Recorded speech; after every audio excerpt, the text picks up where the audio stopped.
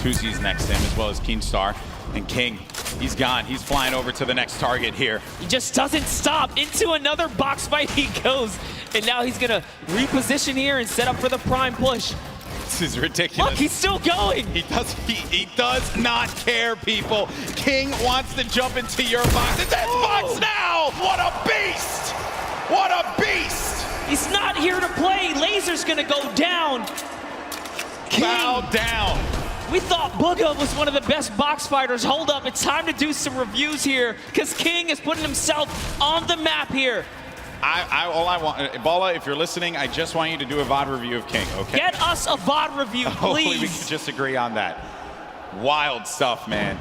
Gets the window, boom, right to the face. Right to the kisser. He's already looking. What's wild about that fight, too, is a lot of players would have just stayed stationary in that position. Storm was coming in. They would have been content with being somewhere safe in the He had a target and he just went right for it. Incredible. Here we have Dubs now. Center zone. Still has a baller. Bucky still in the running here. Leshy also getting right next to Dubs. Also has a baller, so they're probably not going to get into too much of a battle, but who knows?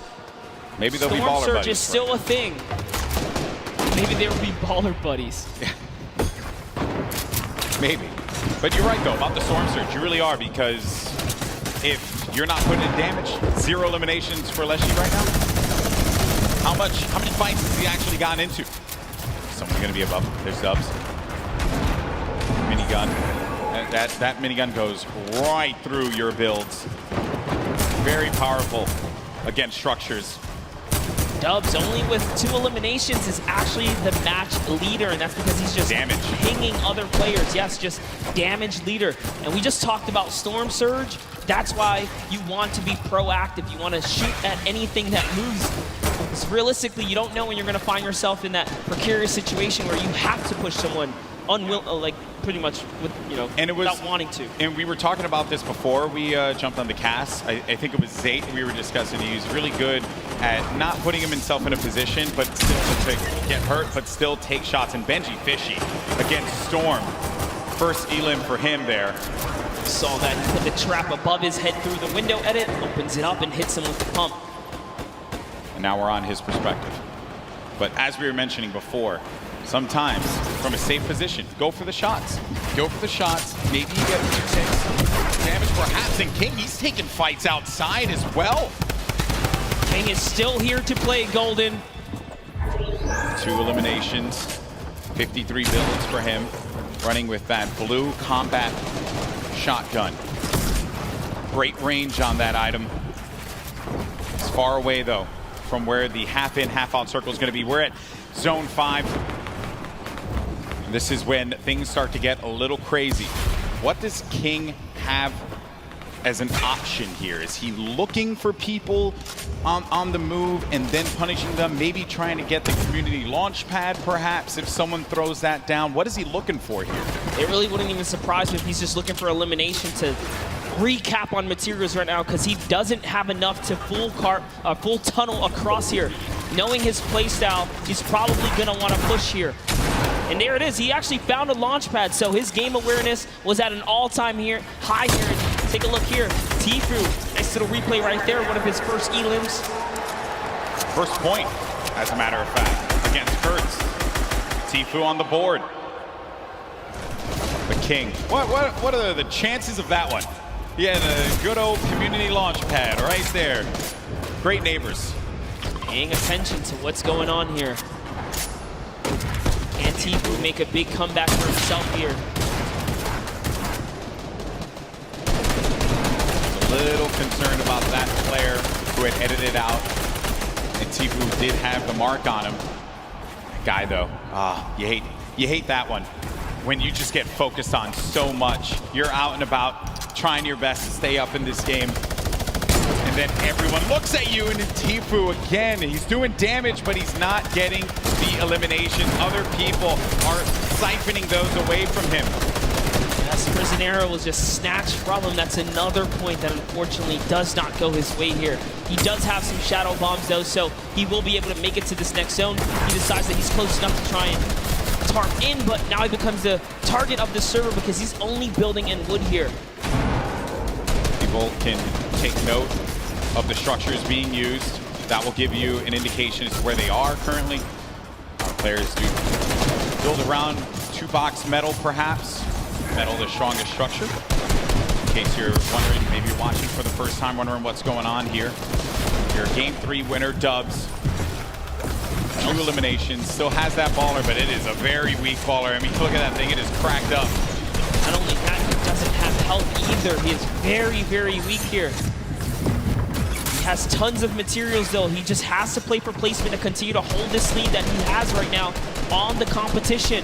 King gets taken out by Mongrel, unfortunately, right there, and Bugga is still in the running here as he catches Quexy, and the kill feed is lighting up right now as players are dropping, and we're approaching placement points finally here. We're getting very close. We hit 25th place. Everyone's going to start to earn some points. Right at the side of your screen, 3 points for everyone. Still alive, but Dubs, and we mentioned it, that baller was in dire straits. It was not going to be able to survive another rotation, and neither was he with the HP that he had currently. Then the rotations, everyone's starting to move here. They have some shadow bombs. They're going to use those and get to the other side, get to the safe area, build around and protect themselves, and hope that they can continue to gain more placements as we take a look at the overhead. That's right, he was holding his breath because he needed to get that top 25. He didn't break it through in time. Everyone left in the game has already gotten placement points here, but you want to play for the next threshold. You want to continue to stay in this game here, as that's exactly what Tifu's doing with the Shadow Bomb, hopping around the builds here, trying to keep a low profile. Bizzle still in the running. One of the innovators when it comes down to tarping and pushing out with effective and clean builds. Just one of the greats of Fortnite altogether. On the side, I was looking at this fight between Ruxin and Riversand. Riversand went for high ground numerous times, and Tifu gets eliminated by Mongrel. And then Rux has high ground, as you see on your screen to the left. Then you have Bizzle, still very much in this one. Takamura with 4 eliminations and earning placement points as more players begin to fall. And we're coming down to the final moments, Monster. That's right, we are. And we're gonna jump into Takamura's POV here because he has 4 eliminations, and he doesn't plan on stopping. Neither does Magru, because Magru catches Benji Fishy as well. Taking a look here at Takamura, tarping out. He is going to fall down, and he's going to get shot a few times here. What's he going to do is he's going for the high ground. He sees an opportunity. It's his to take. Now jumping over with Magru, who's in the low ground. Drops another player right here. Is he going to be able to connect in full? Can he convert here? He does not. So many players are landing in front of Mongrel here. Coming down to the wire, top 9 remaining. 1 in front of Mongrel. Does he get the elim? He manages to just get away by the skin of his teeth. And now Mongrel gets up to the high ground, maybe using this. If you keep jumping on the wall, you won't go out of the shadow state. He gets up top, but there's no one going to be there. There's a person all the way above him, knocks the structure down, and the player does manage to catch himself and maintain the high ground positioning here. We have some great players still left in this game, but Mongrel with 4 eliminations is looking for number 5, and that was on Nate. We're now down to the final moments. Top 5 Monster. He had to fully commit there. Those are the maps that he needed. He's still in the game here. He's going to go all the way for it, and that's a trade out with the 109 to the face here. Huge elimination on Takamura. We're into a 1v1v1v1. Top 4 players now. Mongrel in the ultimate low ground, going up against a player. It's got to be Bugga. The game 1 winner will not be enough against Mongrel, who does get picked quite a bit. He loses a lot of HP. No more builds, but the victory royale goes to the veteran Som, who manages to pick up a massive win.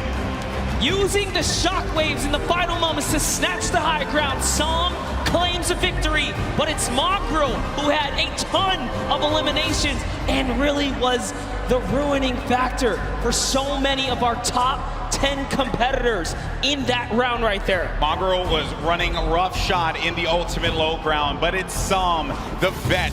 He has performed in so many competitions at a high level, and it's no surprise here. When Som gets that high ground, everyone needs to look out. He's so good at that. Mongrel had no builds left. He had no HP to work with. He did the job he needed to do. Top 2, he got 2nd place and a bunch of eliminations. And Shockwave's late game again, Monster. Such a great piece of equipment that you can use. Love that right there. Stands up, flexes, hits us with the let's go. He's feeling good. And that's a huge accomplishment to take a victory. And just you only have so many opportunities to win a game here. Just to do that alone, it's magnificent. Yeah, it really, magnificent is the best word that I could think of at those final moments. Games 3 and 4 certainly did not disappoint.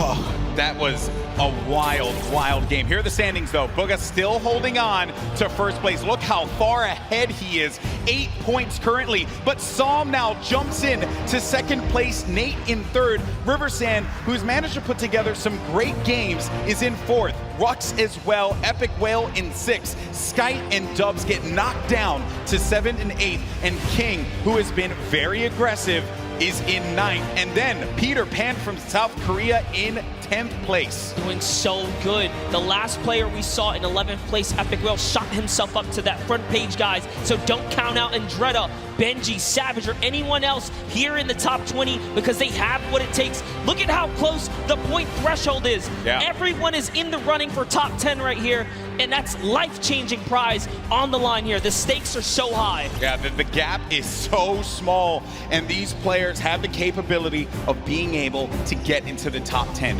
2 more games remain. Wonder who's going to take it all, but let's go down to the stage. We got Jordan standing by with our Game 4 winner, Psalm.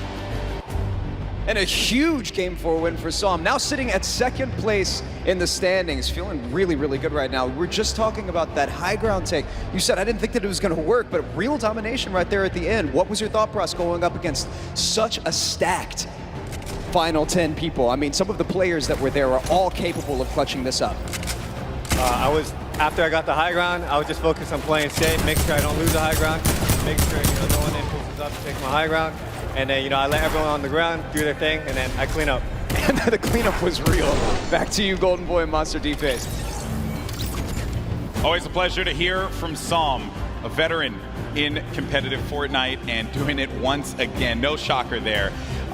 You take the risk, you make the bold play, and sometimes it pays off. And in that instance, it definitely did. He's coming out quite pretty from there. I believe was in second place, currently in the standings. That was a nutty game, man. He's been in top 10 this whole time. Since the competition has begun, he's been chipping away at placement. And that last one was a huge victory for him. And that is exactly what he wanted and needed here to keep him relevant. Yeah, so many great moments in that game. And while we had the best seat in the house, there were some moments that maybe we didn't catch. And the good news is we got one of the best VOD reviewers in the game. Ball is standing by to break it all down. Thank you so much, GB. Yes, we have 2 games remaining, and it looks like Psalm and Bugha repeating that first game success early on. They're going to move forward at the top of the leaderboard, but for now, we're going to take a look at some of Rux's performances and some of his shots that pushed him up to 5th. So while we roll these clips, Rux, in the end game, first, he set himself up brilliantly in the early game against Arkram. We've talked about Arkram a number of times. This duel has been going on every single game here. Rux takes the better of Arkram and gets the loadout that he needs to push on forward here with the infantry rifle and the combat shotgun and heals to boot. Only 1 mat remaining through this entire time. Doesn't quite get those mats after finding the elimination onto Core Gaming, so he's working through old structures here, other players' structures. And that's when you start going sneaky beaky mode. He stays crouched, make sure that no sound is coming through for that elimination onto Slaya. He had high ground at this position. A nice shot there onto Light. Unbelievable flick shot with the combat shotgun. And then this is when I believe it was somebody else took high ground here. Beautiful retake. It's Stompy. Rux brings himself up into 5th place with that. We'll see if he continues to climb. But for now, we've got 2 more games to go. Gentlemen, back to you. Thank you so much for breaking that down, Bala. Rux, who has been time and time again showing up in the top 10. We always see his name, whether it be solos or even in duos, along with his teammate Pika. They always have great events. So no shocker there. But this is, what a wild ride, right? We've been on 10 weeks up until this point. All these players from around the world. I love looking at that top 10 as well, man, because it truly is a great international game that we have here with Fortnite. Yeah, you saw it unfold. Like, who would have thought King would be the man to show up today and be like, honestly, the energy for the arena here, because he has had some of the wildest moments so far in his journey through this World Cup weekend. Yeah, that's right, that's right. It's been a wild ride here, but that's going to do it for myself and Monster D-Face the Boricua boys. There we go, brother. Always a pleasure to cast with you. Now we're going to go to a quick break. When we come back, Courage and Dr. Lupo take the stage one more time, and then we crown our Fortnite World Champion. We'll see you in just a few.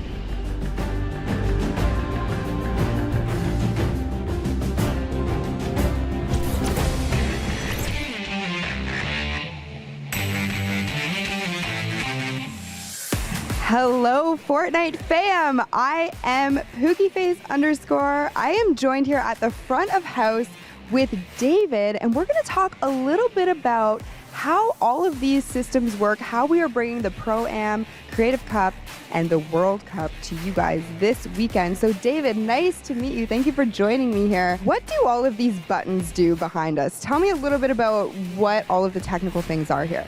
So basically this is controlling all of the lighting and all of the video for the entire show. We're pushing out all of the videos that you see on all the screens, any camera shots that go up there. And then we're also making sure that all the lights are at the right levels for player faces and everything else. So it's your job to just make everyone look great, is technically what you're saying. Absolutely. Now, I know that you have some facts about the lights, the LEDs. Give me a little bit of some factoids about how all of this production pulls power and, you know, what goes into all of this. Absolutely. There's about 1,200 lighting fixtures in the room currently. We have about 18 4K video outputs to go to all the big screens. We're running about 98 million pixels worth of video space, and it's taking about 2,000 amps of power, which is about enough to run about 15 homes. Thank you so much for taking the time to speak with me today, introduce me to all of these working parts. But there are so many more things that go into all of this. So when you guys are out in the stands watching the World Cup this weekend, you have David to thank for everything.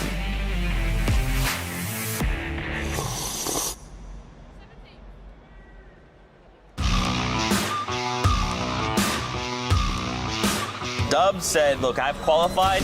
I'm just going to come back and just flex on literally the entire region. It's ridiculous. I mean, the fact that you can be so consistently good in one of the major regions. The best of the best aren't concerned with just barely making it. They want to win every fight. They want every point. That's why he's in first. There's a reason he's one of the best solo players on the planet.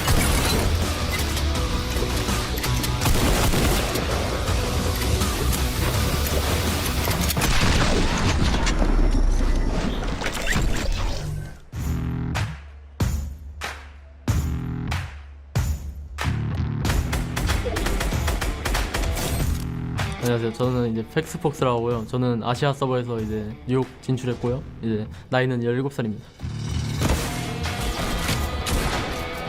저는 이제 위크 1에서 이제 처음에 솔로 4연승을 해가지고 초반에 이 점수를 거의 다 따가지고 그냥 후반에 맘 놓고 하고. 4 victory royales and he averaged 8 elims, obviously first place. That's unbelievable. 이제 아시아는 스크림 같은 게 없기 때문에 저는 연습을 제대로 별로 못했기 때문에 아마도 일단 운에 맡겨야 될 것 같습니다. Hi, New York City. Oh, okay, Factlocks. I'll take you out for a good pizza. I know a couple good spots. 이제 한국에는 포트나이트 유저가 별로 없는데 진짜 응원하겠습니다.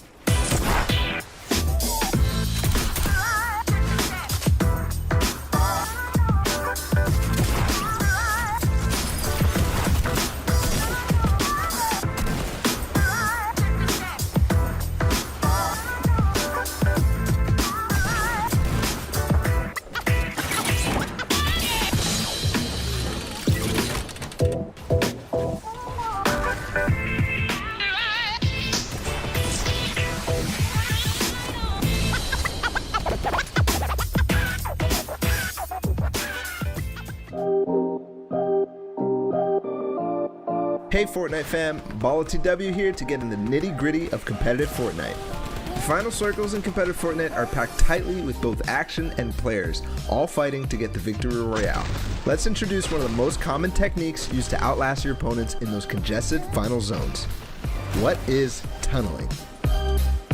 Also known as snaking or pathing, this is when you build a protected tunnel while running away from the storm and into the next safe zone. When these safe zones get so small, this becomes very, very important, as there can be opposing players on all sides of you. Here's an example of the most basic tunnel, the straight tunnel. From your base, you simply build straight towards your destination straight ahead of you, with the floor piece below your feet and above your head. This is the most basic and also dangerous version of the tunnel, since you're not covering horizontally. You're exposed from your sides. However, you save materials by doing this. The materials you spend covering your sides quickly add up. Then, if you need to go diagonally to get where you need to go, you'll often see players do the diagonal tunnel. At its most basic, it's very similar. You're just changing directions as you go, once left, once right. This is very useful since sometimes you'll encounter enemies that you want to get away from on the road to the victory royale, or the next safe zone is in a diagonal direction. So just change directions and move, but make sure to stay safe from the storm. Now we talked about how you're exposed from your sides. In both versions, you can add walls to either side, or both left and right, or even in front as well. This gets really hard really fast, and this is why it's so impressive that not only are these high-level players tunneling so fast and without error, but at the same time going for crazy plays on unsuspecting opponents to rack up elimination points as well as placement points. It's a lot to take in, and oftentimes they do things so fast that you can't even keep up. Watching players like Cease, Bizzle, Mongrel, Benji Fishy, and all the players playing in the Fortnite World Cup Online Open play from their tunnels can be jaw-dropping. So there you have it. Tunneling, one of the most important skills in competitive Fortnite. It's pretty simple at its core, but at the high pace of these congested endgames, it gets complicated. That means you need to practice, and make sure to hop in creative mode and do just that. You can practice it in the open on your own island, or use one of the many amazing pre-built training courses that creators have made. This was BallTW, and we'll see you in game.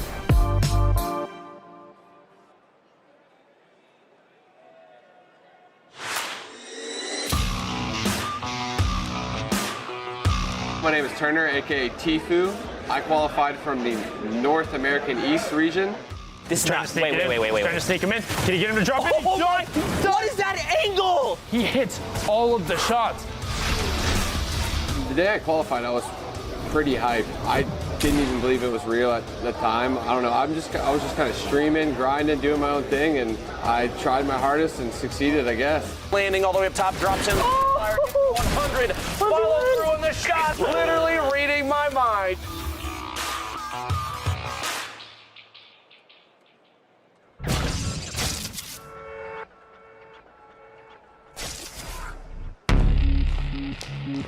He's a special player, a generational talent. He has qualities that not a lot of young players have. So mature, so dedicated, very rare to see.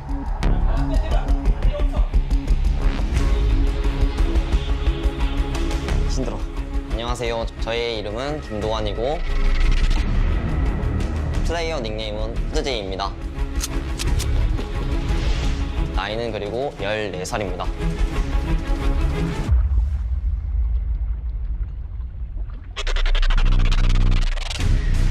He's disciplined. Hoodjay drops down. He's focused. That was an ambitious play. He wants to push it. What a charge through the box in there. That's what he needs to do to become the best.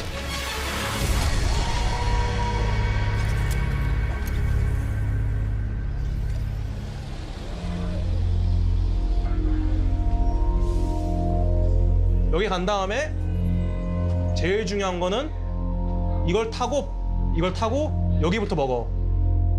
요 지금 이쪽에 그 상자. I'm Juno. 이거부터 먹고. I'm the coach for T1's Fortnite division. 페이탈은 여기 안 밀어. 여기는 거의 완전. I first met Hoodjay when he was a free agent. 제일 베스트가 아이스크림 먹고 아이스크림 안 He's the youngest player in our team. 저는 포트나이트 선수로서 일산에 있는 아파트에서 팀원들과 함께 구단에서 생활하고 있습니다. 야, 웃으면서 해. 먹거리가 가장 많고 저희 팀원은 가족 같고 가족보다 뭔가 좀 더 끈끈하고 좀 더 위인 그런 팀인 것 같습니다. 점점 무서워. The team really looks at Hood-Jae as the little brother that everybody wants to take care of. 저는 일어나자마자 바로 옆방에 있는 연습실에서 포트나이트를 할 수 있다는 거에 대해서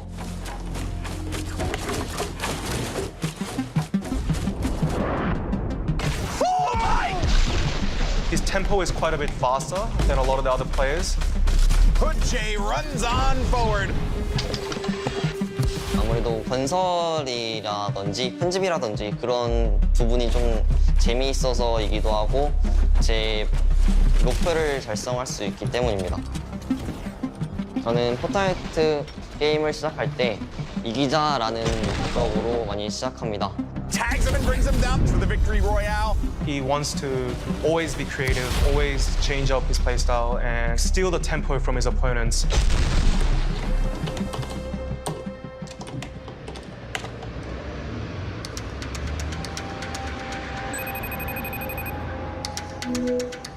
여보세요, 엄마. 잘 지내시죠? 요즘 어떻게 지내세요? 네, 걱정 안 하셔도 돼요. 제가 끝나면은 진짜 자랑스럽게 해드릴게요. 꼭 몸 관리 잘하시고 월드컵 끝나면 바로 갈게요, 집으로. 네. 세계 최고 플레이어가 되고 싶은 이유는 아무래도 부모님인 것 같습니다. 가끔씩 부모님이라는 생각이 가끔씩 들어서 그게 동기부여가 되지 않나 싶습니다. Hood-Jae hasn't realized how talented he is just yet. I am just so impressed with what I'm seeing here from Hood-Jae. He has that potential to become the greatest of all time.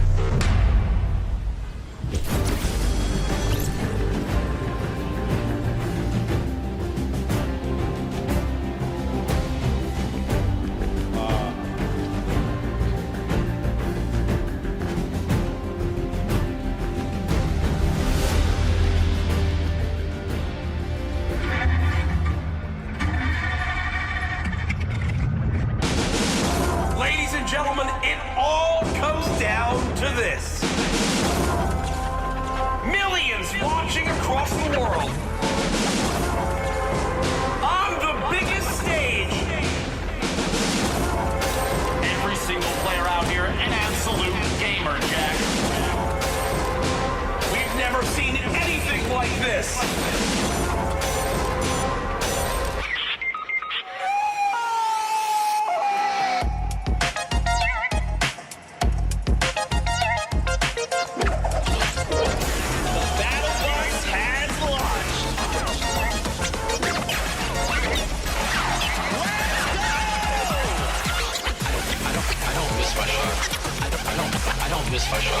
Best shadow bomb use I've ever seen, Mr. Savage M.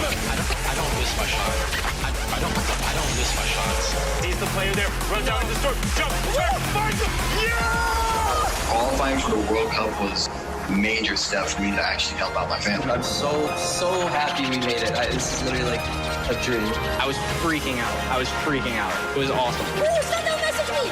He said, hey, congrats to qualifying. The pressure's on here. He's got to get on that point move on. Here it is. He's going to the PX. Oh! Guess what? He's a World Cup qualifier. This is it right here. The 1v1. Who is the other one? Can he hit it? Oh my God! This is a freaking legend. Are you kidding me? What a win! Victory Royale. GG. Ladies and gentlemen, huge shout out to Mike Realm spinning over there, guys. Give it up for him. And now we are one step closer to crowning our first Fortnite World Champions in solos. History is about to be made here, folks. And now I want to ask everyone here in the arena, are you ready? Let's do it one more time. I'm going to ask you again. Are you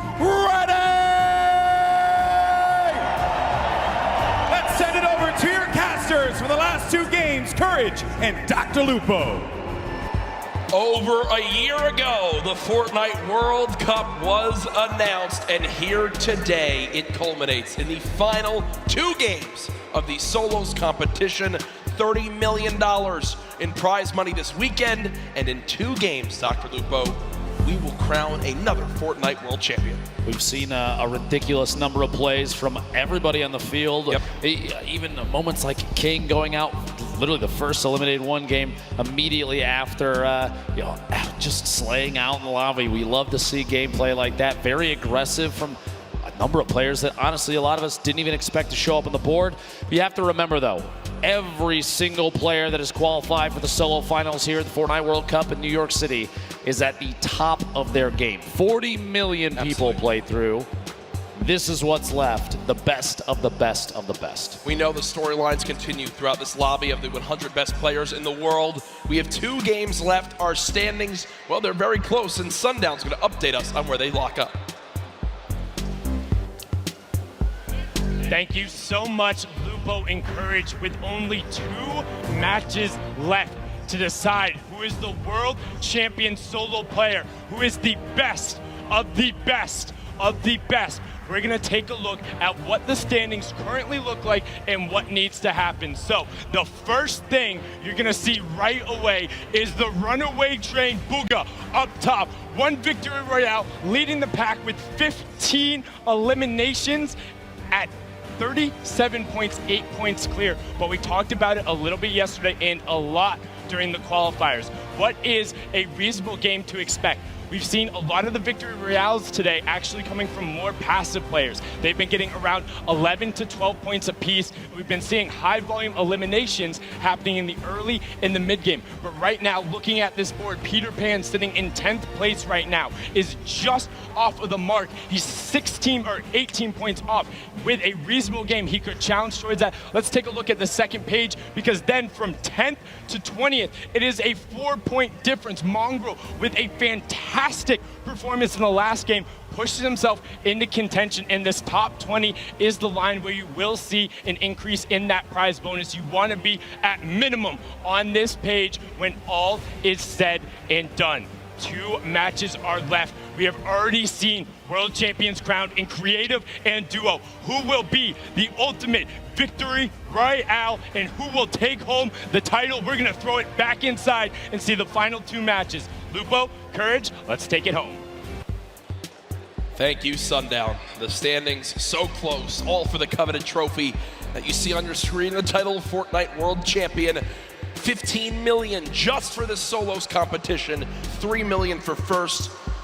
With 2 more games left, who do you think comes out on top? I would love to see the 13-year-old from the South America, King, show up big. I mean, he's put on a fantastic show thus far. You have to remember, just 1 slip up, 1 bad game, that's not enough to take you out of the lead. He very easily, a solid high elim game, a top placement, doesn't even have to be a victory royale at this point. With how well he's played, he could make his way to the top with ease. Can anyone catch Bugha at the top of our leaderboards? The lobby is ready. Ladies and gentlemen, the battle bus launches in 2, 1. Game 5 underway of the Fortnite World Cup Finals Solos competition. Can they catch Bugha? His lead remains from the incredible shockwave plays earlier. All 100 players in the biggest day of their entire lives fighting for their big share of the, well, $3 million first place spot, 15 million in total. Our winner from last game, Psalm, a last-minute clutch there. Took home a victory royale. We're going to watch his drop in here as well as everybody else near the top of this board. As we go into these later matches, folks, keep in mind we're going to try and keep an eye on those that are closest to contention for that world champion position. Very, very important to know that. Go to the board there. You see 4 of the 5 llamas in the very south edge of the map, starting at Salty all the way down to the east of Happy Hamlet. 1 more all the way to the top middle. Those getting picked up early are very, very important. A baller for Psalm already at the beginning of the game. It's like he may have been the only one to drop up here. And are you kidding me? A jug, a proxy grenade launcher. I was like, sure. He's only averaging 1 limb per match, you see, but he's in 2nd place. So the value's so key for placement. Has placed in the top 18 of every match. So we played 4 games. That means he's gotten placement points in every single match so far, Dr. Lupo. It's a big reason why he finds himself in 2nd place. To be that consistent in this lobby, absolutely insane. Gotta break 25 to get those points. Arkram, Rux, fighting out in Westworld, as people do call it, this desert town. Arkram has had a couple games where he's just basically got fried right off the start. Can he turn it around right now? He was top 15 earlier. Doesn't seem to be the case anymore. Rux, who's gotten the better of him a few of these previous games, having it back on him for a moment as that airstrike did come down. Don't count him out just yet, though. This drop, honestly, one of the loot heaviest in the game. You have a lot of materials as well. A player like this, he gets in a good position, maybe even takes out Rux, doesn't have to fight anybody else down here. He can climb his way out of here with ease. 9 grenades in Rux's inventory. If he can somehow bait Arkram into a bad spot and use those to his advantage, it could be the thing that swings the tide in this battle. Hasn't thrown the Chug Splashes. I was going to say, wondering when he was going to begin to throw them, but there they are. Chug Splash is down. 0 limbs still, as you'd expect, as he's still looking around for where Arkram could be. Maybe the hope to save those. We didn't have to necessarily use them just yet. I think anticipation of combat before you know it, or at least the chance of it. I'm going to throw those down real quick. 40 HP shield. These two just kind of at a stalemate at the edge of the map, waiting to see if there's an opportunity to make a play. They are outside of the safe zone quite a bit. So at some point, the zip lines or even the quad that spawns here might be the key to getting all the way into the safe zone soon. Grenades going out, but beamed. Rux takes quite a bit of damage from Arkram, and aggression begins. The build up, and he's going to try and take the high ground. Shots from Rux, no contact just yet. He's going to have to do some damage before you know it. Only 96 HP is not going to necessarily be enough against a player with accuracy like Arkram's. But he does have the combat shotgun, which is the ultimate tool this early in the game. Rux still at 96 health, has those grenades in his back pocket. Hasn't thrown any more yet, 15 builds still remaining. A very intense fight for these two. The shot comes through, down to just 41 HP. Rux versus Arkram, who can come out on top? Rux still with high ground. Arkram down below. Will he begin to throw these grenades? It doesn't appear so. Only 6 builds left. And remember, with only 2 games remaining in the competition today, this could spell disaster for their final performance. Arkram popping 1 shield. Definitely has a major health advantage, but still, height can make all the difference as he has the combat shotgun, but looks like for now he'll just back on up. I was anticipating if Rux had made a tag, if he gotten damage on Arkram down at the bottom of that building, I would have expected a push, 100%. A chance to pick up the 50 HP or shield because of Siphon. No damage dealt there, so Rux decides to opt his way out. King, one of our high elim players, 35 HP, gonna try and get that med kit off, but he can't quite. Time to fight it out. A little bit of a build battle and see who can take ownership of the walls. King building up and layering yet again. Oh my goodness. The shockwave. He's actually going for it. Are you kidding me?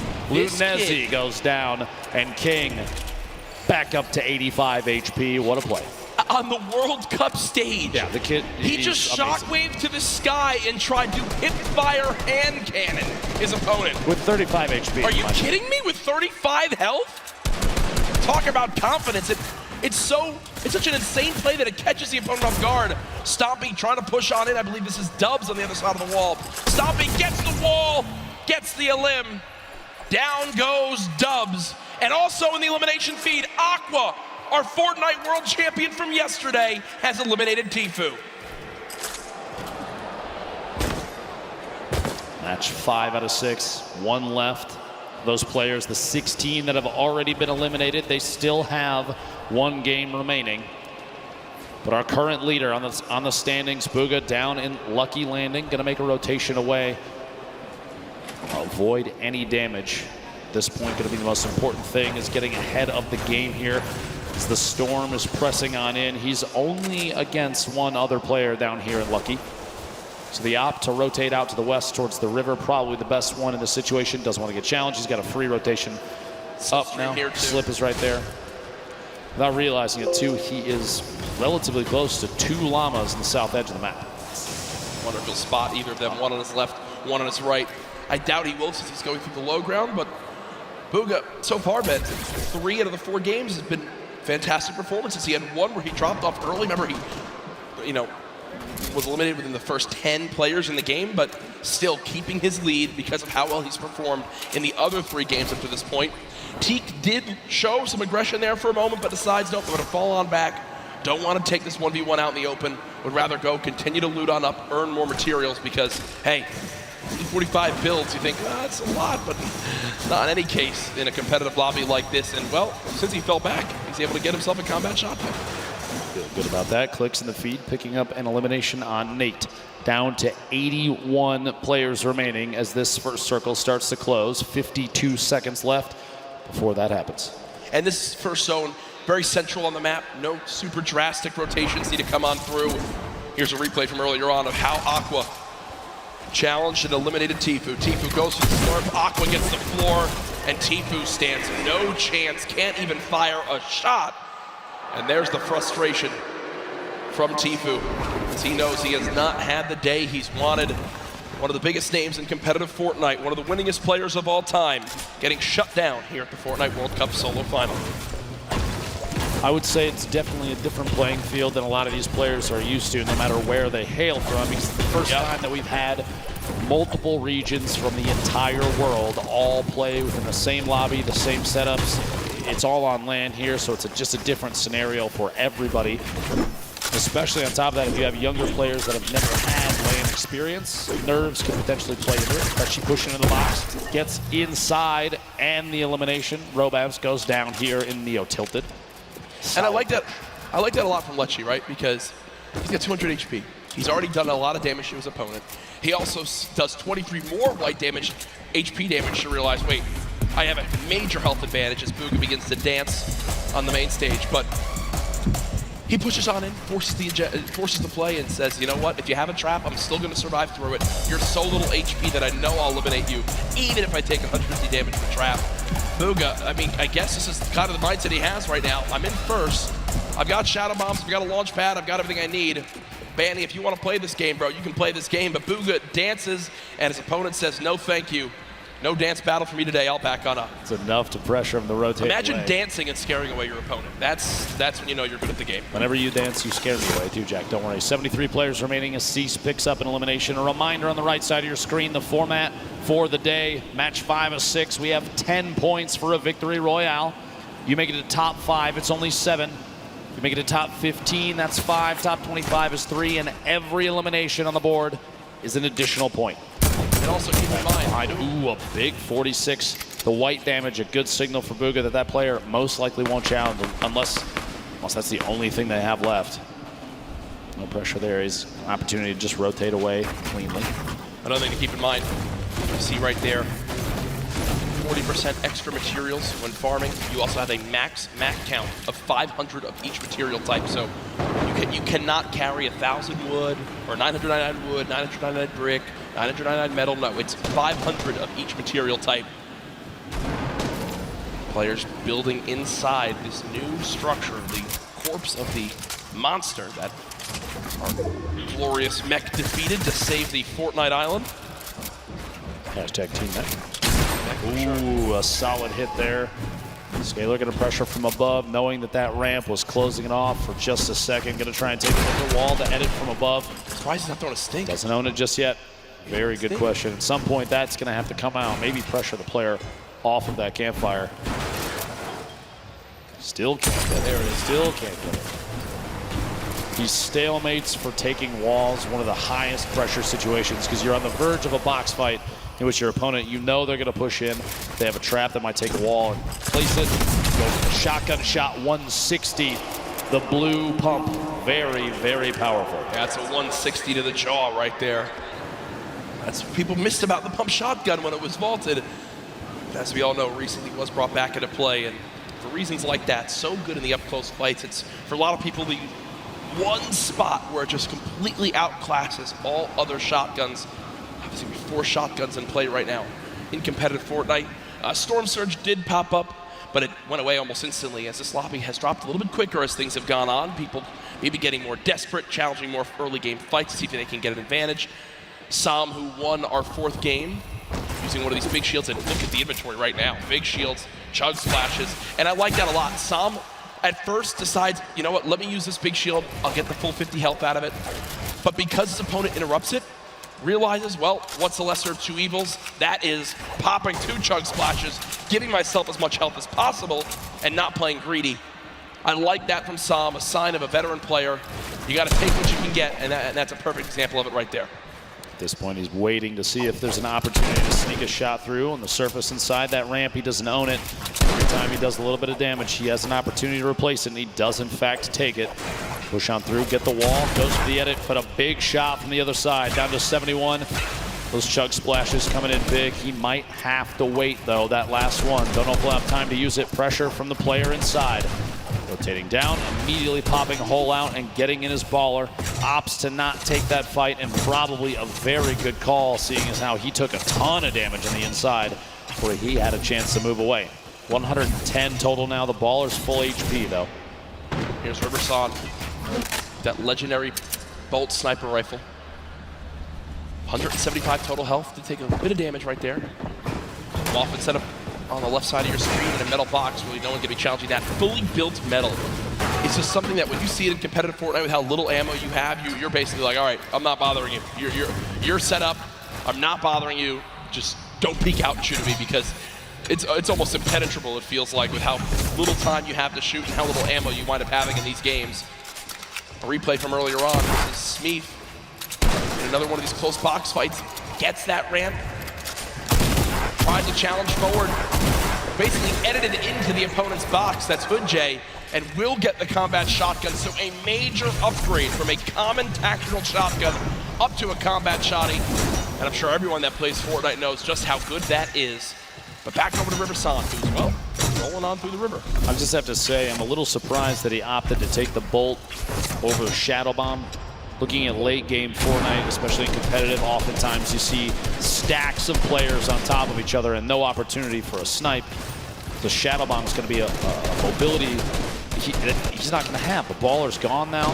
Yeah, it's inside this box. I don't know why he didn't take the Shadow Jab. To be honest, I think Riverson viewed that as, all right, I have this baller. I'm going to play around the baller being my, well, Shadow Bombs for this game.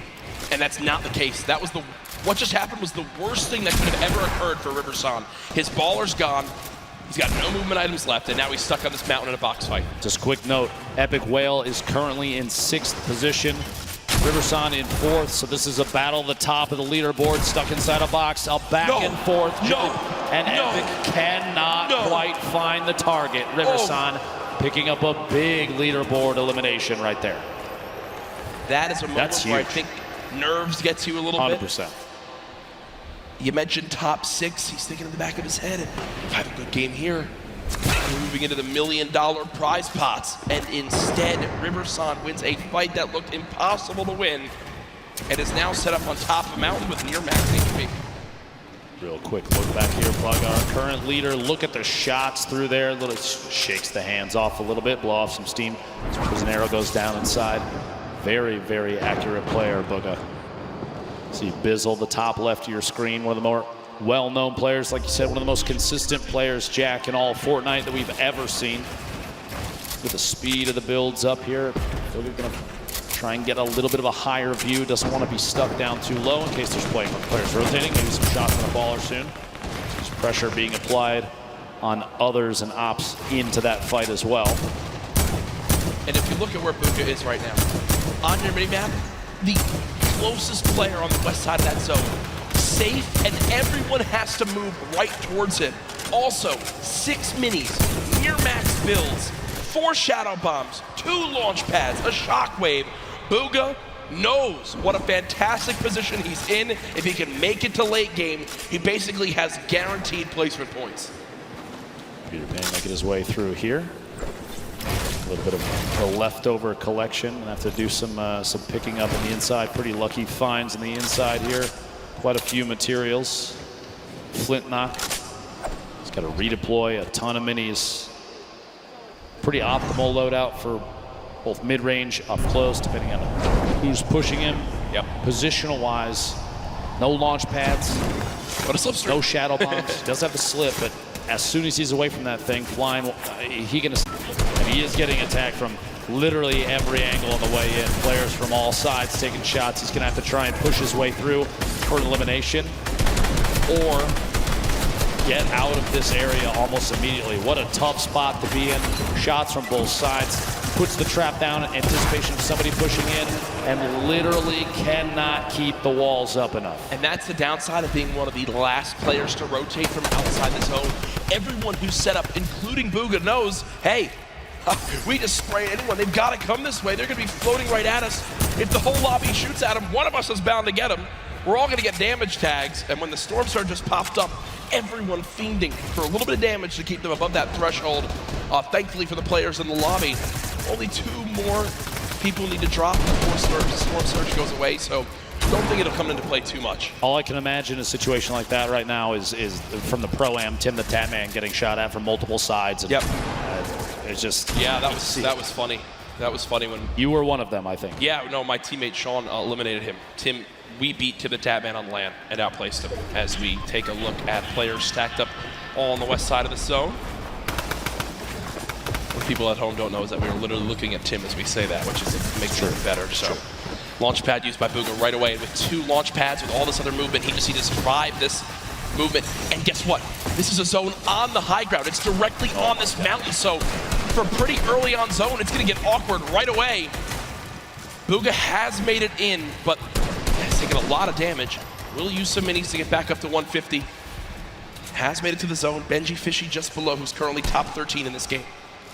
Player to G still has a little bit of a high ground advantage. Just going to look back at Bugha, who's trying to build his way up. See if he can spot anybody on the move. This position still very, very good. The edge of the next safe zone.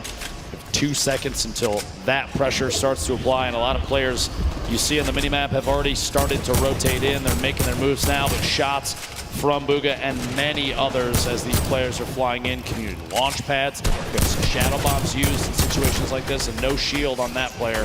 Bugha right now has a total of 16 elims today. King is in second with 15. This is all it is. You just get set up in the zone, fire people who have to move from the storm. It's the common enemy. Issa did just go down to class, and we also saw Vivid drop a couple moments ago, so nothing really from Vivid this game, unfortunately. Bugha 1 elim so far. Continue to look on down. Here's the perspective of a drop coming on in. Everyone's made it up on the mountain right now. Still some people on the edge. You see the likes of Cease still alive. Clicks, Zate, Creo, Cosmic, Skype, who earlier on took home a game of his own in game 2. Quick note, by the way, Riversun, who we saw eliminate the 6th place position, has gone down himself in 4th. So he is out of this game. 44 players reversing your feet, going down to Dementos. And we are not even at placement position just yet. And we're looking at the 6th to 7th circle transition starting in 10 seconds. Everyone has to move. The people that have the best opportunity to take shots back, they're going to be able to pick up a lot of eliminations. Players are going to be on rotation. Things are about to get real tough for a lot of people. The edit, so they just wait, hop the ball, and roll. Now, I don't think you can hold high ground from this early on. I mean, yes, high ground will be very good, but this is going to be a long rotation if you're going to wind up making that happen. Blacks is up top for the moment. Bugha, you see him flying on over with the shockwave grenade. Setting up, always getting ahead of the zone as far as possible. Pika there as well. Back behind him, going to take even more shots at players on rotation. Very smart plays. The shadow bomb, and he still has 3 more, so this rotation better be a good one. Got a chance to get ahead of a lot of people here. I really do love this. He knows how close he is to placement points, and he's got such a lead right now that unless someone has a monster performance, if he just gets placement points, makes it to the top 25 again, with just 2 games left, that could be really all he needs to secure this Fortnite World Championship. And he got the zone. The zone's going back his way, but Bugha goes to edit out, and there's a shotgun waiting for him. Down to under 50 HP, frantically trying to pop these minis. The spray coming on through. Can our leader hang on to placement points? Storm Surge activated on some of the remaining players. Bugha peeks out again for a shot. Not gonna connect yet. 32 players left. Shadow Bomb being used. Can Bugha make it to the top 25? 3 more points can be the difference between making it as our #1 player today or second place. Booga's still bouncing up, 30 players left, just so frantically looking around for potential victims. You'll notice as soon as they're box to box, right next to another player, players like Booga will opt to build straight up. One more, 26 remaining. If one more goes down, he's going to pick up placement points. Keep an eye on the feed just to see only one elimination remains. There it is, 25. So he's already into the placement points now. It's going to push him even higher on the leaderboard. Everybody left picks those points up too, but as we move, players starting to drop left and right. Sky still sitting on a baller, as well as Fatch, Pika with the ultimate high ground, and Booga right in the middle, right in the thick of it. Look on the outside.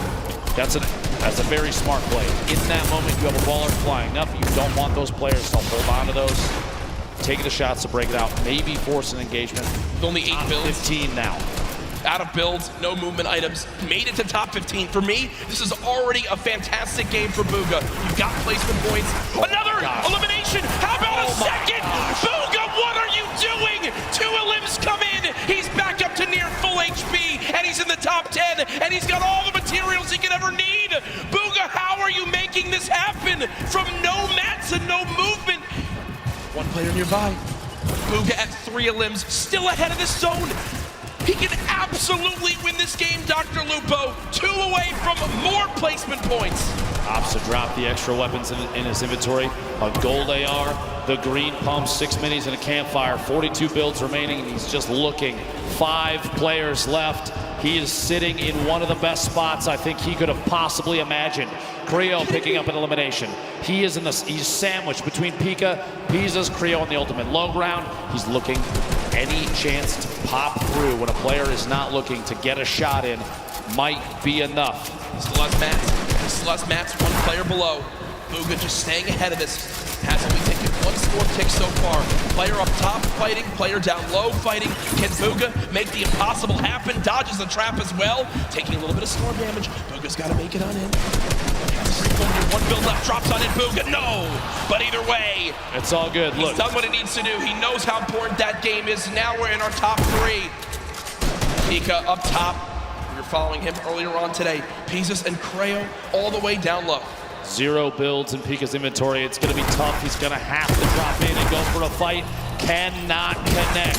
Pizzas finds that elimination. Creo gets the final one, and game 5 goes to Creo. I don't think he can believe it. I don't know if anyone caught it at home, but what he does right there is Flint knocks the opponent, hits him for that body damage, and then shoots him into the zone. Great game for Creo right there, and you see repping his team. Ooh, clutching on up in the end. Here it is, the final moments. The zone closing tight, a fully closed zone. Creo's got to build on up. You see, health advantage was to Pizzas. Pizzas would win that game, but a full damage Flint knock connects and swings the tide in his favor. Here it is one more time. Boom! Right to the chest, sends him into the zone, and wins the game. Done from Creo as he takes game 5, the victory royale, 10 points plus his eliminations. Huge game there, and Jack, we still have one more. We do. We still have one more game here at the Fortnite World Cup Finals. I don't see any way that Booga's fallen out of first with that performance. He absolutely popped off. We're about to take a look at our standings, but Booga may just be in a position where all he needs to do is find 1 or 2 points, and there it is. 1 or 2, are you kidding me? Ladies and gentlemen, Booga sits atop his throne, far and away in first place. He is 1 game from $3 million. The most eliminations, tied for the most victory royales, by far the most points. Booga has put on a show and is nearing the title of Fortnite World Champion. Here's a look at the remainder of your top 20 there. 17 points. That's what you need to break into the top 20, Jack. Yep. But even then, you're still 30 points away from first place. You need a 20-plus elim game with a victory royale and 0 for Booga. Good luck, have fun, but we do have Jordan Fisher on the floor with one of our members of that last game. Playing health right there at the very end in such a high caliber game. Again, another stacked lobby right here at the end. Yo, hoping for some lucky health ticks in your favor, and that happened. Thank God for the best reaction for the wins so far today, in my opinion. Where's your headspace at going into this last game? Right now, I'm on third. I just need to clutch up, make sure that I don't make any dumb plays. I just keep calm and keep how I've been playing. Well, it's great work. Fantastic job. Great victory royale. Back up to you guys. Great to hear from Creo right there as he takes game number 5, the nerves in those final moments. You saw the celebration. I think he even almost couldn't believe how it all ended on up. But Victory Royale, you know the difference between 21st and 20th is over $60,000. And a win like that, with how close the standings are, could make the difference between earning $50,000, which is still great, but $112,000, which is to follow. But we're not quite ready for Game 6 yet. We do have Balla over on Unreal Island with some analysis of Game 5. Guys, I do have that, and what a performance here from Booga today. Every single game almost placing consistently in the points and finding himself some eliminations as well. Only falling in that second game early on. We're going to take a look at some of the eliminations that led him to a top 5 finish here. Booga, first off, breaking the baller on the side of zone, making sure that he knows exactly who's moving in. Why is he moving in with the baller inside of the zone, inside of the center? And then as well, getting an elimination here onto Kluja. Absolutely amazing job by Booga there. He actually got into top 5. So an amazing finish. He's got 2 points from that, plus all the other performances, other placements in that match. We've got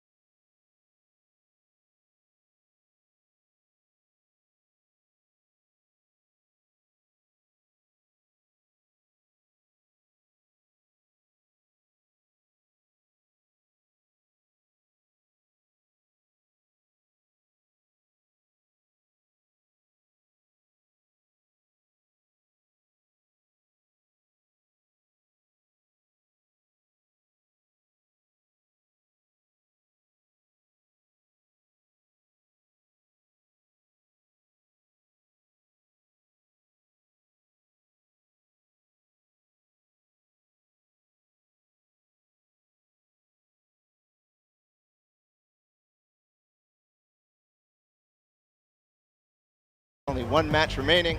Just like you guys said, it has to be a big one for somebody to overtake Bugha at this point. So Lupo, Courage, please close us out. Thank you, Bala. As you know, so much on the line here this weekend of the Fortnite World Cup, but it is not the only thing that people are excited about with Fortnite right now, Dr. Lupo. There's always so much going on, and I'm sure a lot of people in this sold-out arena know this week it's time for a new season. And yes, indeed. You guys want to see the first tease for the new season of Fortnite? Ooh. I guess we should show it to him. I have not seen this before. Oh! All that Epic told us is think back. August 1st, 2019, the next season of Fortnite. Is that what I think it is? Is that what I think it is, Dr. Lupo? CD in the third, I bet, is going nuts right now. Jack, Dusty Depot. Ladies and gentlemen, are you guys excited for the next Fortnite season?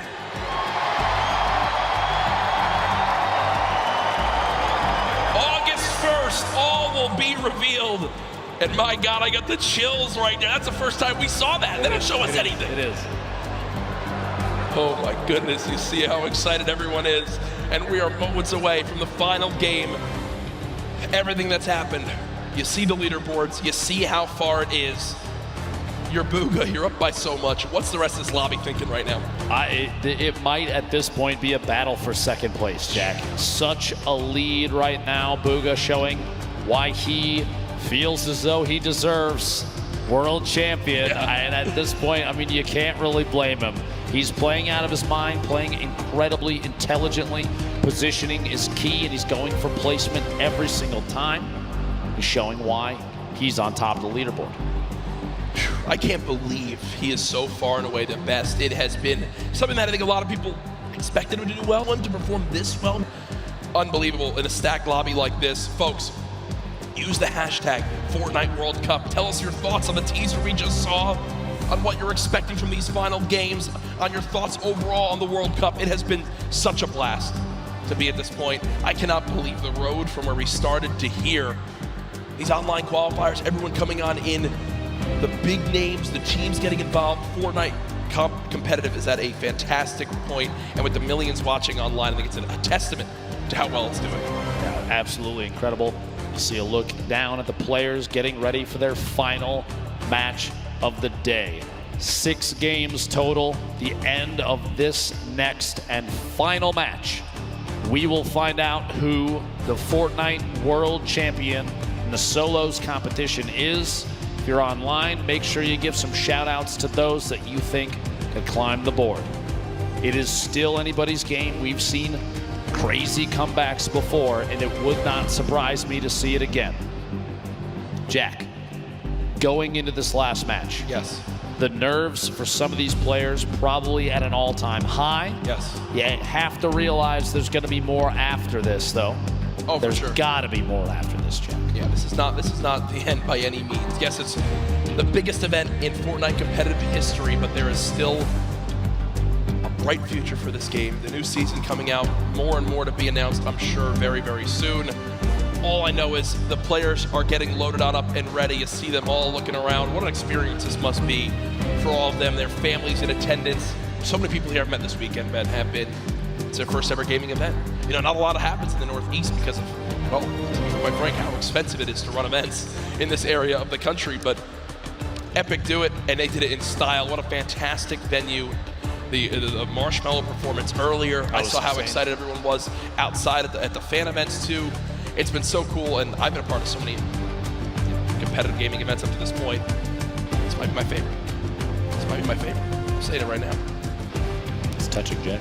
I appreciate that. It is. I mean, it might just be. And that's all I know. I keep looking around, seeing everyone just excited, flowing back on in after the bathroom breaks, waiting for this last game. We appreciate your patience as we just get the lobby all set up. Want to make sure everything's all set and good to go. Remember, after this ends, if you're in the venue, don't just rush on out to get home and go back outside of the fan experience. We're going to crown our champion. We're going to crown our world champion. You want to be here for that big moment. Congratulate them. Celebrate the achievement. The trophy. How are they going to get that trophy home to the players? Because Jack, I'll give you $20 if you charge down there and grab that thing right now. I almost threw the headset down.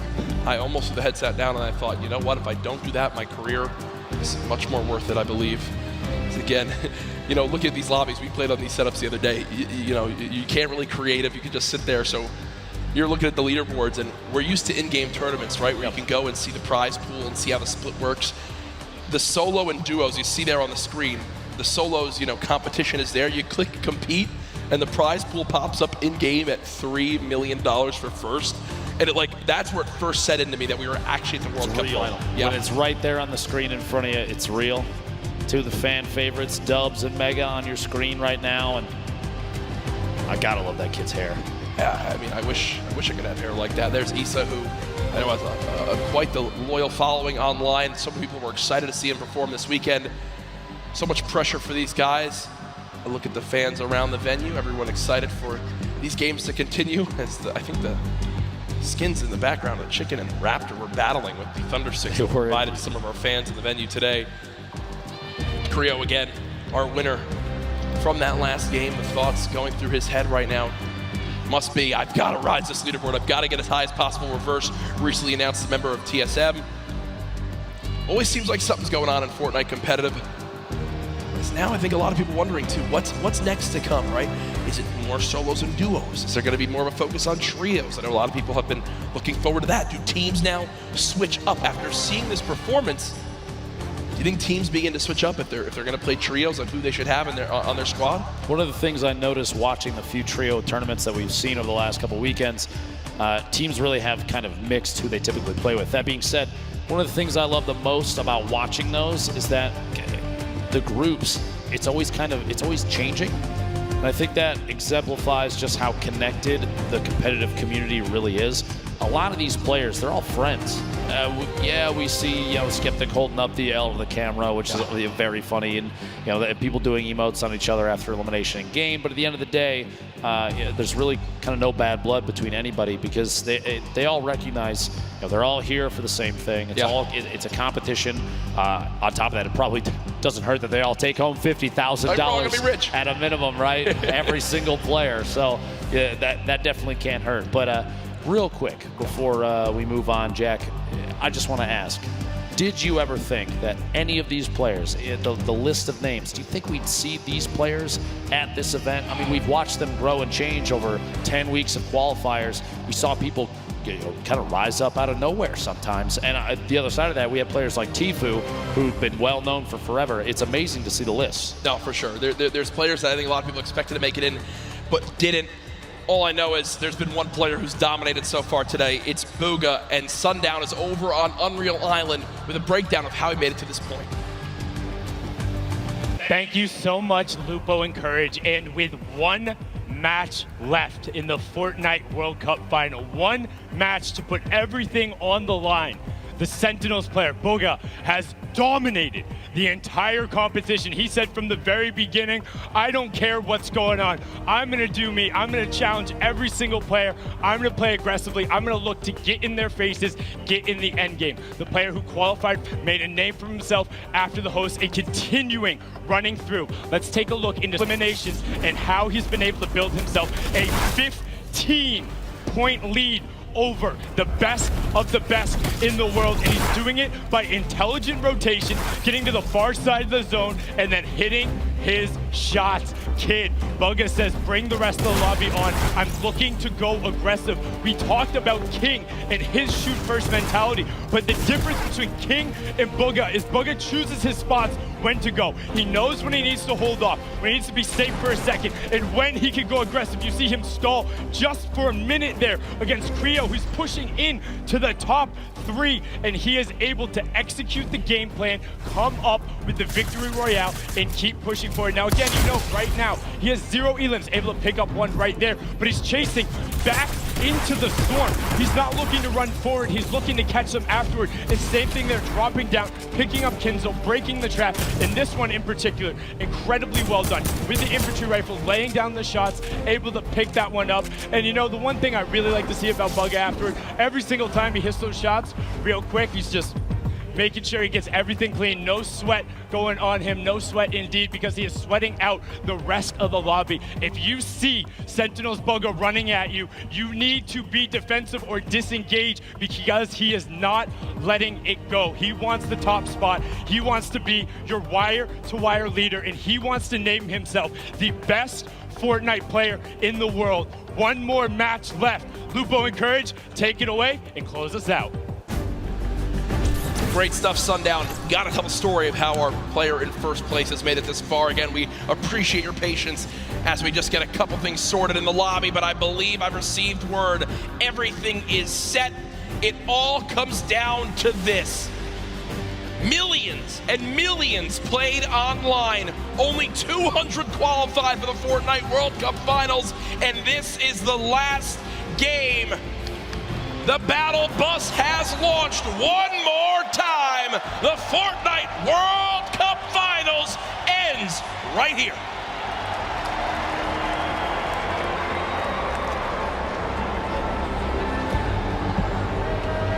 All 100 players on your screen there, Jack. Booga sitting out in front of everyone thus far. A commanding lead. Rio, the winner of the previous game, flying in there in the northeast corner of the map. Spread of players across the screen. There's your top 10 on the left side. Booga, Song, Creo, Skype, Nate, Riverson, Rux, and the rest. Average placement thus far of 25th for Creo. Only 8 eliminations, but 30 points.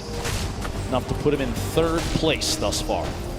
One thing to remember too, yesterday, Zate and Saf held on to the lead the first 5 games, and it slipped away in game 6.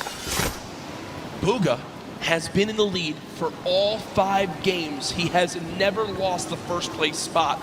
Will he suffer the same fate, or can he close it out right here to remain our Fortnite World Champion? Booga, by the way, hails from Pennsylvania, 16-year-old player.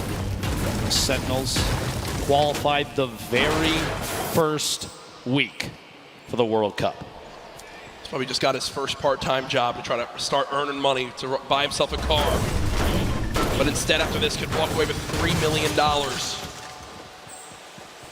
Dude's gonna walk on in and say, I quit. Can't wait for him to get home. As you know, imagine he wins $3 million here. His parents are going to ask him to take the trash out, and he's going to laugh. Yeah, right. He'll just pay his butler to do that, I guess, at that point. As Cease currently set up, not many builds. One of these very early awkward fights. Cease knows that as well. You look at what he has: a common infantry rifle, 25 shots, and a drum gun, 0 ammo. Jack, one of the first 4 to go down in this match is Skype, who was in 4th place. Wow, so a little bit of pressure already gone from that top spot.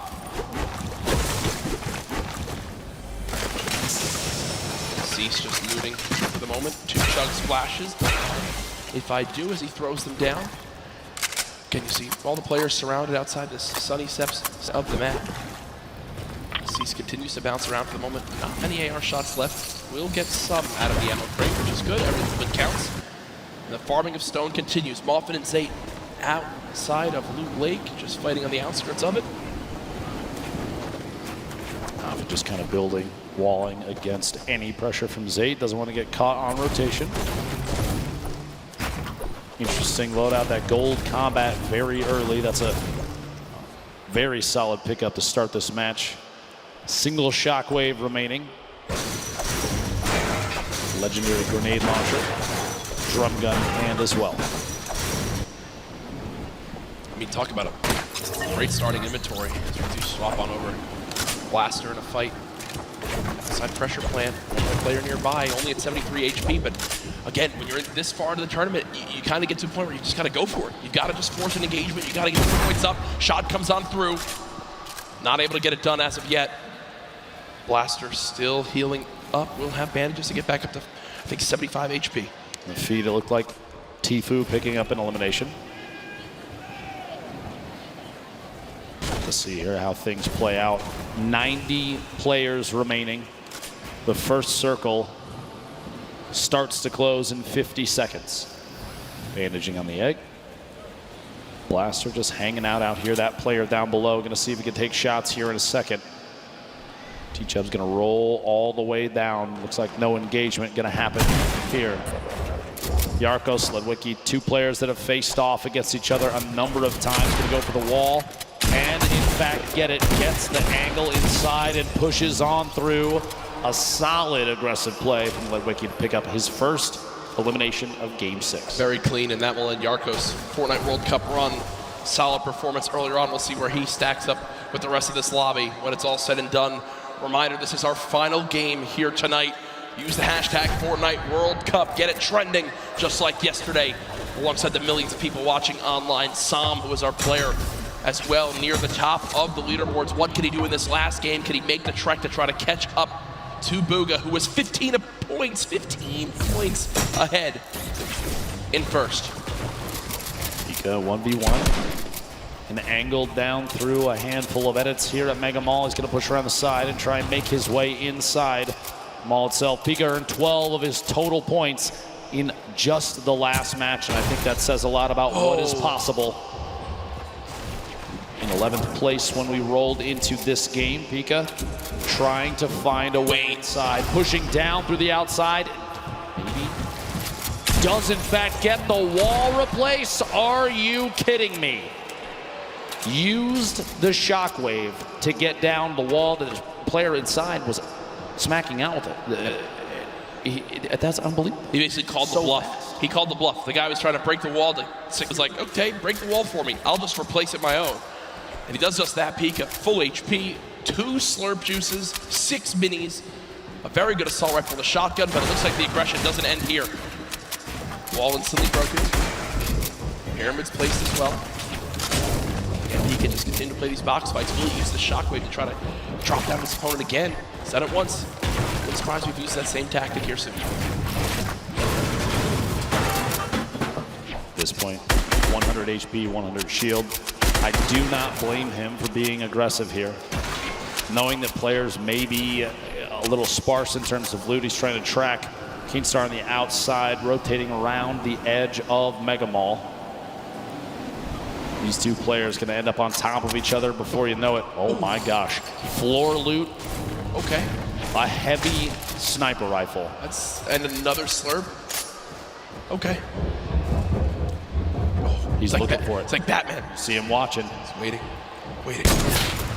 Dropping on in, does use those audio cues to try and track down the opponent underneath. Opts to back out of the fight for just a second.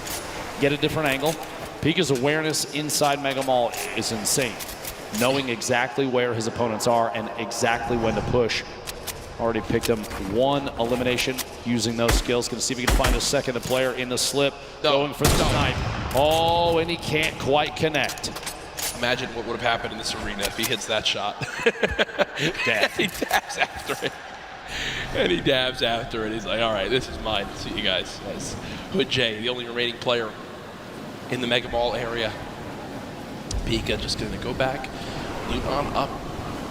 You know, another slurp still inside. So Pika knows if he gets in a fight, he can get the elimination. Even if he's weak, he can pop a slurp, go grab another. Don't think that's going to happen yet. We'll shift our focus. There's Bugha on your screen, Core Gaming and Benji Fishy. Within a couple boxes of each other, maybe a fight will break out here soon. Snow rolling in the top right as well. You know, the baller. Lalia, ball boom on your screen. Edges there, Lalia being quite a bit. A ton of damage taken. Meanwhile, back at that small town in the southeast corner of the map. Banny, Arkram, back in a 1v1. Most likely, honestly, round 6 of these two facing off the beginning of these games. 73 players left. The Storm right on their backs. Things are going to start moving here in a middle battle, but these two decide to fight it out right now. He phased through the floor. Could have opted to go up. Misses the shot. A little bit of damage. Down to 140. Going to opt for a mini. Even just the 10 shield might be enough to save him from Arkram. We'll have to see here. Pressure with the stink. Just trying to find a top down and kind of lead the shots on what may or may not be a build out from Arkram. Right through it, Arkram dropping all the way down the campfire. And he's going to drop that on one corner in an effort to push Arkram out of the box.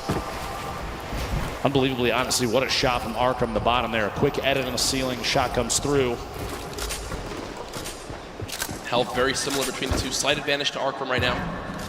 Have to imagine that almost every 1v1 between these two has played out so complexly. If we're watching this right now, I guarantee you this is not the first time we've seen it. What a shot, a quick flip and edit on the ramp. It's cat and mouse. It's literally cat and mouse in this fight.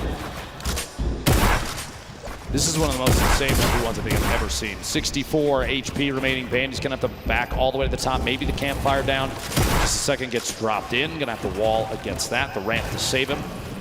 One chance for the minis is gonna wall off. Still back and forth between these two titans. The campfire goes down. As soon as that wall edit happens, the ramp inside just to prevent any push from the opponent. Arkham finding another angle might be the only option at this point. The campfire, though, is going to have dealt a lot of HP back to Baney. Shot through, can't quite connect. Here we go, pressure up top, and oh my gosh. Dude. The pyramid block, finally, the Storm deciding it's time to play the fight out, and Baney goes down. Hey, great fight, though, man. That was went insane. That went on for a full 2 minutes. I love that we got to keep our eyes on that, but moving across the map now, it's Pika. We were complimenting so much on how easily he can move through these boxes in Mega Mall, how he can navigate these areas, and it looks like that same exact pattern is continuing. It's Flexi, who's at a major health disadvantage, but as I say that, does hit a quick little shotgun shot that I think will push Pika away for a moment or make him reassess what he's doing. Maybe a misclick. It looked like he didn't really mean to do that. Eventually, Pika gonna have to try and take some sort of aggressive stance soon. A minute on this Storm before it closes, and he's not in the next safe zone. Rogue Shark in your feet, picking up an Elim. We're down to 68 players remaining. Outside of that 70 range before the Storm starts to tick on him. Pika, no wall in place yet. He's just trying every chance he can to take these walls. This is the speed of these players. This is some insane stuff. This is why they're here at the World Cup. Can't quite hit the shot. He did a reset, took the other corner out, just as the opponent inside takes a shot with the shotgun. Can't quite connect. Still going for these wall replaces. Ooh. Big hit there, down to 16 HP. And he's got no mats. He's got 2 total builds, so with the zone pushing as well, this looks like it's got to be a Shadow Bomb play. Pika is actually going to dive into the zone to make his path a little bit less predictable. Will take the long route. 10 health, he's got a launch pad. I'm going to tell you right now, Pika is not happy. Yeah, you see him kind of sigh right there. Uses both Shadow Bombs, uses all the materials he has. Literally can only build one wall, can't even box up for safety. Uses one of his launch pads too. Not a fun spot to be in if you're Pika. Look, still can't even build one box. Does have the minis. He's got a campfire in case he wants to put it down. I think the fear at this point is if he puts that campfire down, it's like a signal flare for anybody around. This is the box to push. Meanwhile, Tifu, Dusty Divot flying across, landing near more opponent builds potentially. Back down, shots at the target he was right next to. He's in this box alone. You see in the mini-map, only a handful of players around Dusty Divot. Clicks, reverse, Bizzle you see in the top. Pretty far out there. And Clicks is actually, one of his trio partners. Previous trio cup that happened. They're fighting each other right now. Tifu trying to make his way out of here. He's not in zone yet. Really used his launch pad. He did use his last shockwave, if you remember, as well. There is some loot nearby, but player challenging. Tifu's going to back up for the moment and rebox. Oh yeah, we got a fight here. Tifu, 1 versus 1. Is it Clicks? Not exactly sure. It is Clicks on the other side of this wall. So Tifu versus Clicks. Veteran versus the up-and-comer. Tifu backing up for the moment. It looks like there's another player nearby as Clicks will just say, nope, don't need this anymore. We'll fly away. Karhu goes down in the elimination feed. Cease goes down in the elimination feed. 63 players left. No Storm Surge in this one yet. Bugha picking up an elimination. His first of this match. Just another point between him and second place. Man. Consistency so key, and Bugha has embodied that today. Only one bad game. The rest have been absolutely electric. Bugha's just sat up with the high ground in the zone, waiting patiently for this lobby to drop on down. Snazy now 1 box away from an opponent. 54 HP, needs to perfectly edit one of these walls and get a shot down range. You see his opponent not sitting still for any moment. He expects him to drop it, and that's exactly what happens. He's finding the patterns and how his opponent likes to play these box fights. But still with no healing and his opponent jumping back up, you gotta think some shields will be replenished and Stacey will be at even more of a health disadvantage. Tries to go for the reset on the floor. No shields pop. There we go. Catches himself. He's going to hold the edit on this pyramid. He's looking for a chance to push Martine. If one arises, we'll have to see. Snazy's hope may be to catch him off guard. There we go.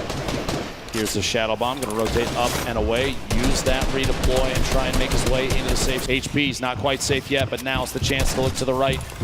Get a couple shots. Player inside the box as he lands right next to him. The edit through and Rogue Shark sets the trap and gets him. Tough play there. Clicks. Meanwhile, 1 elimination, 62 builds. Sit on 2 Shadow Bombs. To see here, the very north edge. He's underneath the plateau of Dusty Divot. Reverse down there as well. Tfue on the edge. Astonish, Smeef, Zate. So many players stacked up near each other, and oftentimes you do see players utilizing the already built structures for easy wall replaces. No surprise. Popped up next to him. Inventory looks great, but he just doesn't have a lot of ammo. Imagine he picks up 1 elim on someone who's can kind of fill those numbers up. It'd be a great spot for late game. 7 RPG, still very, very good. 69 total builds down to 60 now.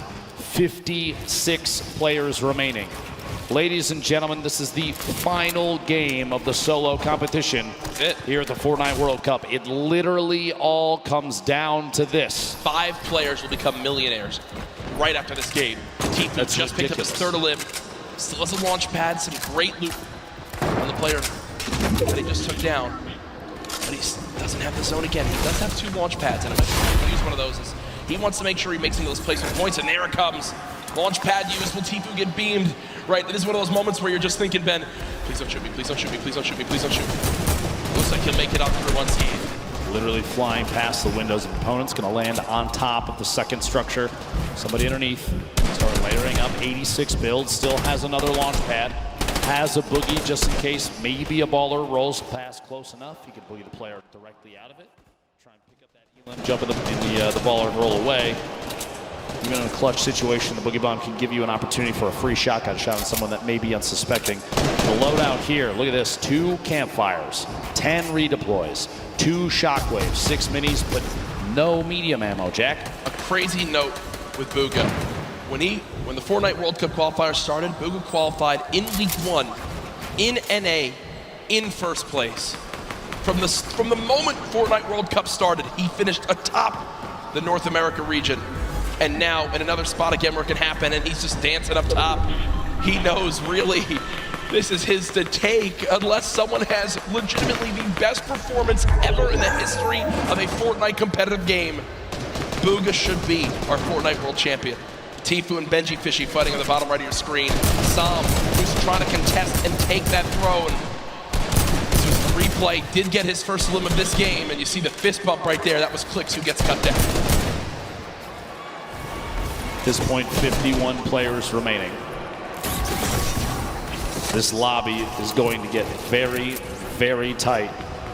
Going into this match, Psalm was 2 points ahead of third place, but 15 points behind 1st. Talk about a lead. We've just now hit our top 50 in this game. Arkram goes down. Psalm, 1 elimination. Can he close the gap? If you think about it right now, he's still 15 behind, Ben. Booga's still in this game. What he needs right now, Booga to go down, and he needs 5 more limbs and a victory royale, but no! No!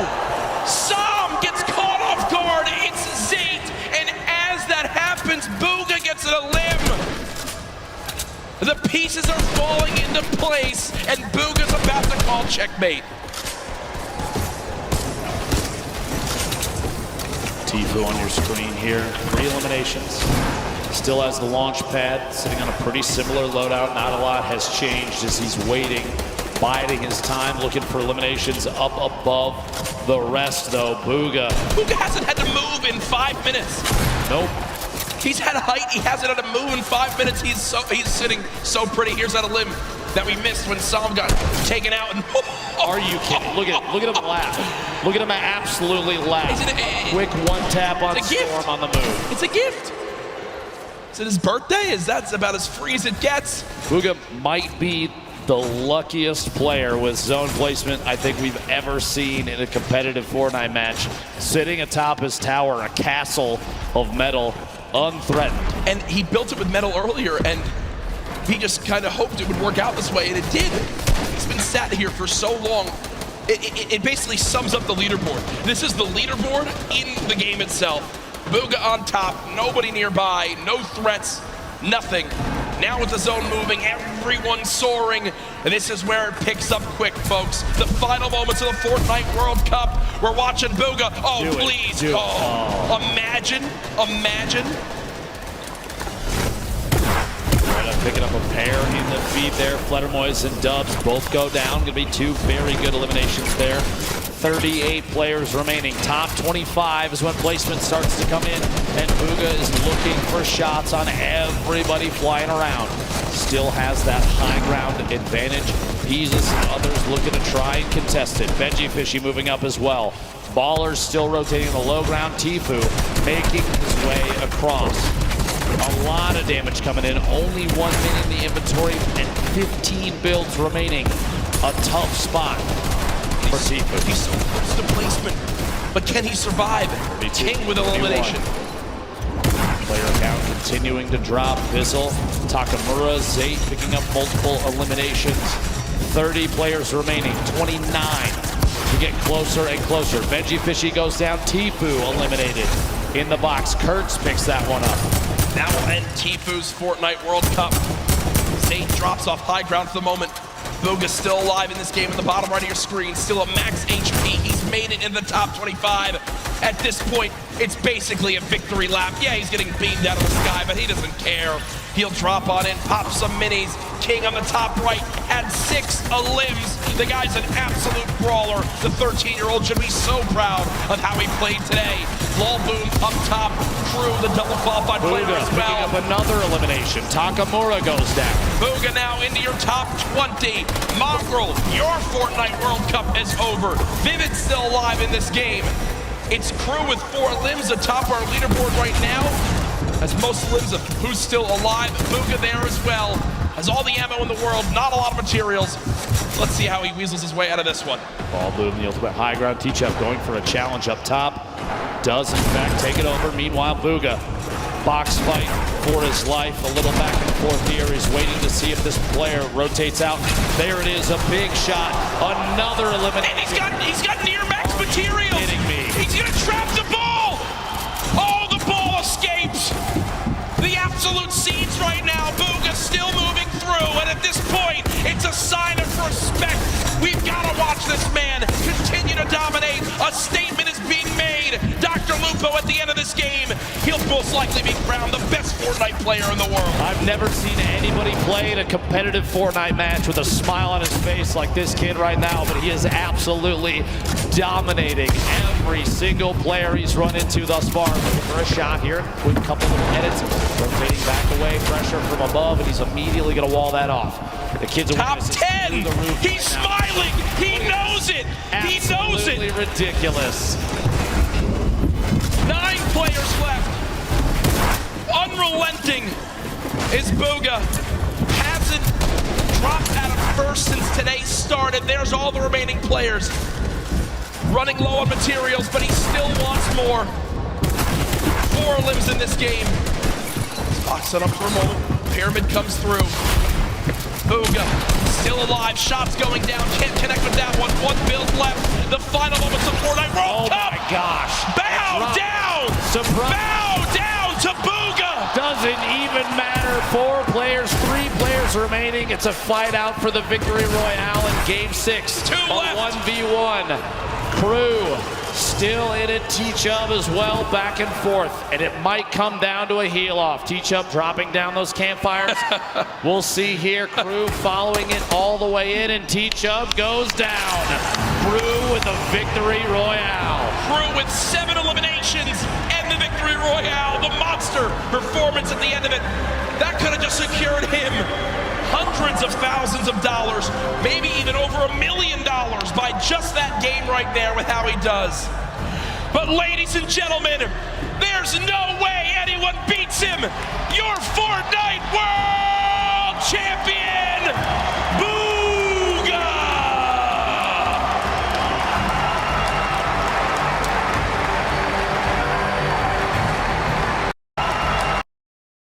Booga! Fortnite World! By just that game right there with how he does.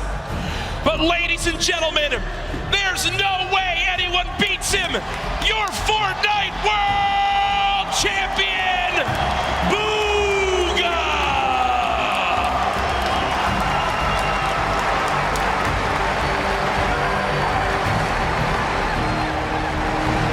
$3 million richer, the biggest individual prize victory in competitive gaming history. Millions watching online, and folks, he didn't narrowly win. He absolutely took the best Fortnite lobby in history and taught him a darn lesson. Ladies and gentlemen, one more time for your Fortnite World Champion solo winner. There's his family looking on. Hey, get double chicken. Get the extra meat, do the whole thing. He's buying, I'm gonna tell you right now. And there's the dance.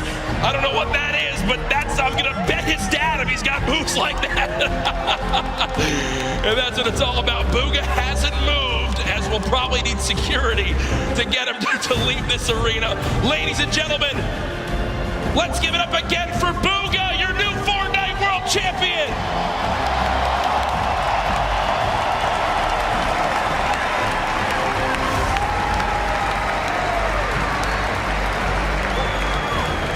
We have cast in almost every single major Fortnite event up to this point, Dr. Lupo.